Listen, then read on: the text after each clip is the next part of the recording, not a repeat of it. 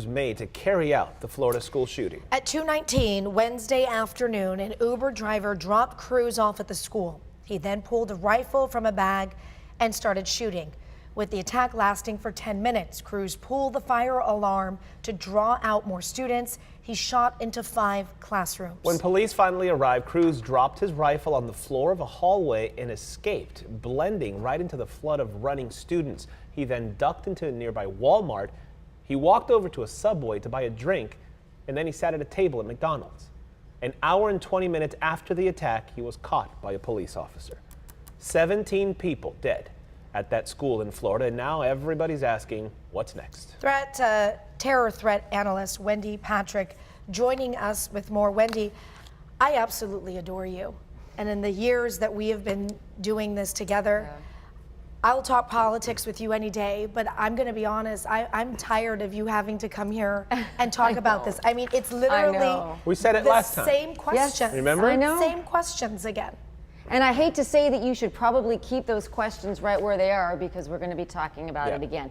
We know that because history repeats itself consistently and has for many, many years, and will continue to do so. Though I suppose the only thing we can do is continue to learn from each and every one of these incidents and continue to decide how we can strategize keeping schools safer. Now, one of the problems that we have every time we enter into this discussion is the fact that there are arguments on both sides. You have people that say schools should not be fortresses where students are paranoid and worried and it makes it look like they are in danger every step of the way. On the other side, you have people saying at least that'll keep our students safe because we know there's going to be another school shooting.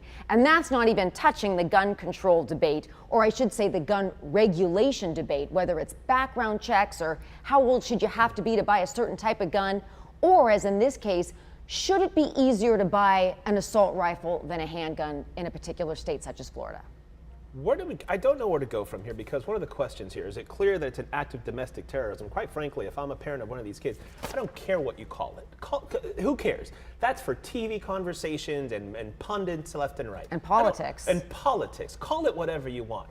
What do we do to fix this? Can you suggest something that maybe our politicians aren't thinking of and lawmakers aren't thinking of here? Boy, I wish I could come up with something that hasn't already been discussed. One of the things around domestic terrorism that has been discussed here, as it was in Las Vegas and so many other cases, is looking for motive. Now, was the motive the kind of domestic terrorism that's defined in the Patriot Act that talks about an attempt to coerce or influence politically a civilian population, or is the motive the kind of motive that drives so many other school shooters, the perfect mix, if you will, the perfect storm of predisposition and provocation that may explain this young man's motives? We don't know yet, but you're right to say that that's a conversation obviously we're continuing to have. And everybody always says, look, red flags, tell someone. But you're hearing from so many friends and so many people about this kid, every cliche of a killer. That's right. Hurting animals, killing squirrels, this and that at a young age, and then practicing, and then the social media. What could have been done? Hindsight is always 20/20.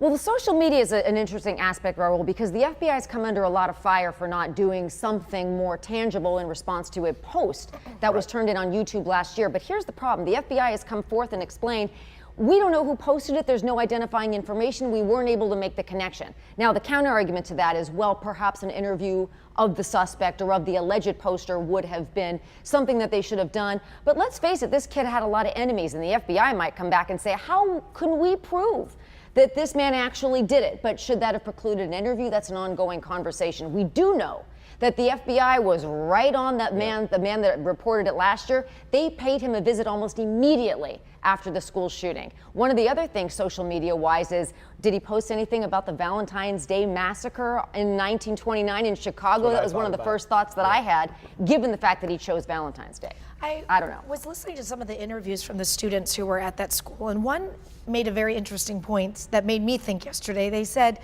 we wait until 21 years old before I can drink alcohol. That's what this teen was saying. You give me a certain age that I can drive a car. You give a certain age where I can go and gamble.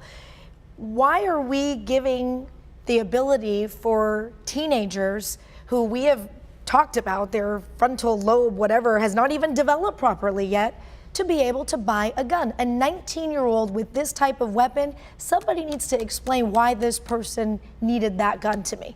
Yeah, that's one of the conversations that's been ongoing. I got to tell you, I am so impressed by the articulate, mature statements that have come out of those kids that should be remembering high school because of homecoming and senior prom, not stepping over the bodies of their peers after they come off of lockdown after another school shooting. So it's a great conversation, and I'm glad those young people are involved in it because they're the ones that are suffering when we keep coming in and talking about They this. seem to have more common sense and logic in their young brains than any of the adults or politicians around. Also, we don't have time, but talking about the Baker Act and that possibility in Florida, how they do that, if there's any doubt of somebody with mental problems hurting themselves or others, they go and they take them involuntarily.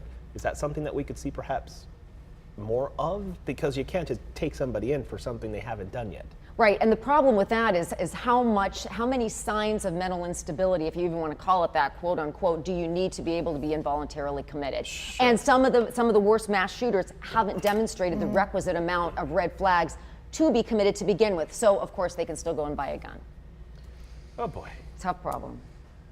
Wendy, thank you. Oh, always I hate to say always a pleasure, but it's always an important discussion. Yes, I'll put it that way. It is. All right. Appreciate your expertise. All right, 6:39, a Santee man saves his neighbor.